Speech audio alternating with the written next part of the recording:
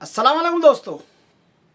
आज का हमारा वीडियो का टॉपिक है कि मुफ्ती साहब एक अच्छे इंसान हैं, मुफ्ती इस्माइल साहब, लेकिन कुछ ऐसी बातें हैं जो मैं उनके गोश गुजार करना चाहता हूं और मैं ये चाहता हूं कि इस वीडियो के ज़रिए वो ये समझें कि 3 लाख के करीब वोटर हजरात से, जिनमें से 1,10,000 के करीब उनको वोट मिली है, 40,000 बोगस वोट डाली गई है, यानी 1,50,000 के करीब उनको वोट मिली है। बाकी के 1.5 लाख आवाम ने जो है उनको नहीं चुना है। इसकी वजह क्या है? मैं ये चाहूँगा कि मुफ्ती साहब कुछ ऐसे काम करें, कुछ ऐसे तरक्याती काम जिससे मुफ्ती साहब बाकी लोगों का भी दिल जीत पाएँ और मालेगांव शहर की सही मानों में तरक्की हो पाए। जिस तरह से नासिक शहर की तरक्की हुई है या और बड़े शहरों की तरक्की हुई है, क्योंकि मालेगांव शहर की आबादी कुछ कम नहीं है और इस ताल्लुक़ से उन्हें कुछ बड़े कदम उठाना चाहिए। कुछ ऐसी बड़ी इंडस्ट्रीज़ वगैरह लाना चाहिए जिससे आम आदमी की आमदनी बढ़ सके। और ये जो गुंडों की हरकतें हो रही है शहर में, जो भी हरकतें हो रही है, इस ताल्लुक़ से पुलिस पर दबाव डालना चाहिए और जलसे जुलूस के ज़रिए नहीं, ऊपर जा कर के दबाव डालना चाहिए। जैसा कि मुफ्ती साहब ने अपने जलसे में कहा है कि मैं 2 दिन का 3 दिन का वक्त दे रहा हूं, जुमेरात के बाद हम इसके ताल्लुक़ से कुछ कदम उठाएंगे।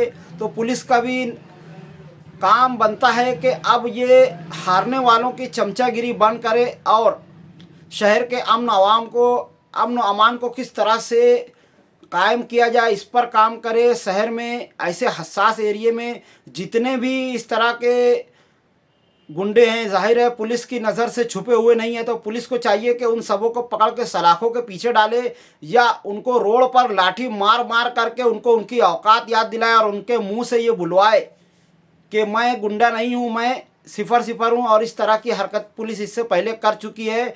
शहर के हर बड़े गुंडे, मैं किसी का नाम लेकर के नहीं कहूँगा, सबको अच्छी तरह से याद होगा कि किस तरह से उन्हीं के चौक में पुलिस ने उनको खड़ा करके उनके पिछवाड़े पर डंडे मार मार करके उनसे कहलवाया था कि मैं गुंडा नहीं हूँ, मैं गांडू हूँ। और उन्होंने अपने मुंह से ये बार बार कबूल किया था। तो अब यही काम पुलिस को दोबारा से फिर करना होगा और इन गुंडों को अपनी औकात याद दिलानी होगी। उनको उन्हीं के एरिया में खड़ा करके, नंगा करके, उनके पिछवाड़े पर मार करके उनको दोबारा उनकी औकात याद दिलानी होगी। शहर की आवाम भूली नहीं है कि किस तरह से पुलिस ने उनको उनकी औकात याद दिलाई थी। और ये मैं कहना चाहूँगा इन गुंडों से कि इस काम को सिर्फ़ और सिर्फ 1 से 2 दिन लगेंगे, कुछ बहुत ज़्यादा लगने वाले नहीं हैं। और मुफ्ती साहब इस वक्त 5 साल के लिए जीत कर आए हुए, तो अपनी इस तरह के छछन को बंद करें, वरना अगर हमने पुलिस पर दबाव डाला तो तुमको तुम्हारी औकात याद दिलाने में ज़्यादा देर नहीं लगेगी। और मालेगांव की तरक्की के कामों में जो तुम रुकावट डाल रहे हो, जाहिर है तुम्हारी ऐसी औकात हो जाएगी कि तुम अपने घर में मुंह दिखाने के लायक नहीं रहोगे। तुम्हारी तो मैं वीडियो बना करके डालूंगा जब ऐसा होगा। तो इस तरह की हरकतें बंद करें। और मुफ्ती साहब से मैं ये कहना चाहूँगा कि कुछ ऐसे तरक्याती मंसूबे बनाएं जिससे तालीम और तरक्की हो, मालेगांव शहर के आवाम के आम आदमी के अंदर तालीम का जज्बा जागे। जैसे कि उर्दू के ताल्लुक़ से कुछ ऐसे प्रोग्राम मुनक़िद किए जाएं जिसमें कुछ ऐसे सवालात वगैरह, कुछ ऐसे कंपटीशन वगैरह किए जाएं और जीतने वाले को इनामात से नवाजा जाए, जिससे शहर के अंदर उर्दू के का फ़रोग़ हो। और इसी तरह से कुछ ऐसे दीनी क्विज़ कॉन्टेस्ट वगैरह रखे जाएं ताकि आम आदमियों के अंदर दीनी मालूमात का जज्बा हो, तलबा के अंदर दीनी मालूमात का जज्बा हो और इसमें जीतने वालों को कुछ इनामात वगैरह से नवाजा जाए। इसी तरह से कुछ ऐसे बहुत सारे हमारे शहर में ऐसी शख्सियात हैं जो कि काबिल तारीफ़ हैं। जैसे कि मैं कहना चाहूँगा, सनाउल्लाह नगर में समीना मेहंदी कोन चलाने वाली एक लड़की, जिसके दोनों हाथ और दोनों पाँव में पोलियो है और उसके बावजूद उसने कभी किसी के ऊपर खुद को निर्भर नहीं किया, अपनी मेहनत से एक मकाम बनाया। मेहंदी क्लास और सिलाई क्लास और कशीदाकारी वगैरह की क्लास चला चला करके हज़ारों लोगों को उसने अपने पैरों पर खड़ा किया। और इतना ही नहीं, बाकायदा कहीं भी शादियां वगैरह होती है तो बाकायदा समीना मेहंदी सेंटर की जो समीना बानो हैं उनको दुल्हन को मेहंदी लगाने के लिए बुलाया जाता है और वो उनको मेहंदियाँ वगैरह लगाती हैं। और इस तरह की कई शख्सियतें हैं जो कि पूरी तरह से कहना चाहिए या तो माजूर हैं या बूढ़ी हैं या मजबूर हैं, और उसके बावजूद उन्होंने अपनी गैरत से, अपनी हमीयत से शहर में एक मकाम बनाया।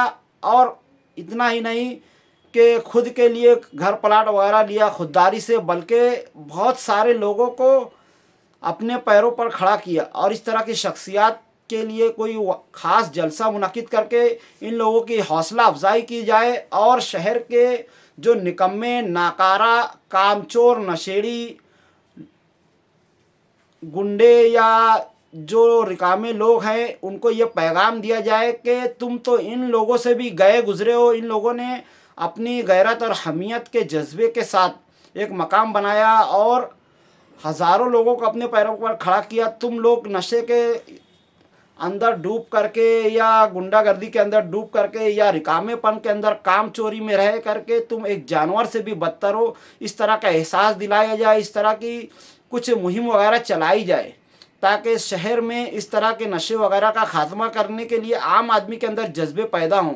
और ये जो नशेड़ी वगैरह लोग हैं ये शहर में मुंह छुपा करके चलें। बहुत ज़रूरी है कि शहर में तालीमी बेदारी के लिए कुछ ऐसी मुहिम चलाना चाहिए, कुछ ऐसे जलसे या प्रोग्राम वगैरह मुनाकिद करने चाहिए जिससे तुलबा के अंदर तालीमी बेदारी जागरूक हो और तालीम के ताल्लुक़ से तालीम का शौक़ पैदा हो सके। और इसी तरह से मालेगांव शहर की जितनी भी प्राइवेट स्कूल्स हैं, मैं चाहूँगा कि मुफ्ती साहब और उनके जितने भी साथी है वो जा करके ज़रा देखें कि माँ बाप से और बच्चों से पता करें कि इन तालीमी स्कूल में क्या घपले हो रहे हैं, कैसे मतलब कम तालीम दी जा रही है और ज़्यादा पैसे मंगवाए जा रहे हैं।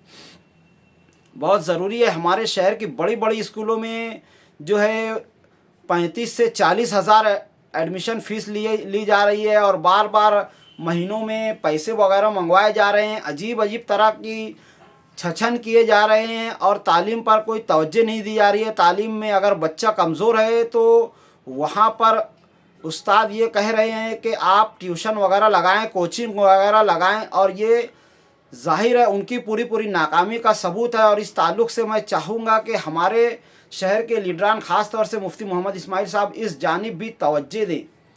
हमारे शहर का तालीमी निज़ाम जो है काफ़ी गिरा हुआ है। तालीमी लेवल को हाई करने के लिए मुफ्ती साहब को आगे आना चाहिए ताकि आम शहरियों की आवाज़ को ऊपर पहुंचाया जा सके और आम शहरियों के अंदर अपनी बच्चों के तालीम के ताल्लुक़ से जज्बा बेदार हो। इस वक्त बहुत ज़रूरी है, एक लीडर की हैसियत से मुफ्ती साहब को इस तरह के कुछ काम करना चाहिए। और इसी तरह से मैं ये कहना चाहूँगा कि गुंडों के लिए आपको बहुत ज़्यादा छछन करने की, ये बहुत ज़्यादा दौड़ भाग करने की ज़रूरत नहीं है। पुलिस पर एक हल्का सा दबाव, ऊपर पर एक हल्का सा दबाव डालेंगे, बाहर से पुलिस बुलवाना भी नहीं पड़ेगी। इतनी कम पुलिस में से 4 पुलिस अगर जा करके ऐसे गुंडों को रोड पर खड़ा करके जब उनको मारेगी तो जाहिर है बाकी जितने भी है या तो छुप जाएंगे या शहर से भाग जाएंगे। क्योंकि ये तो जितने भी गुंडे हैं डरपोक से डरपोक तरीन है, मुँह पर मास्क लगा कर या गर्दी में आते हैं।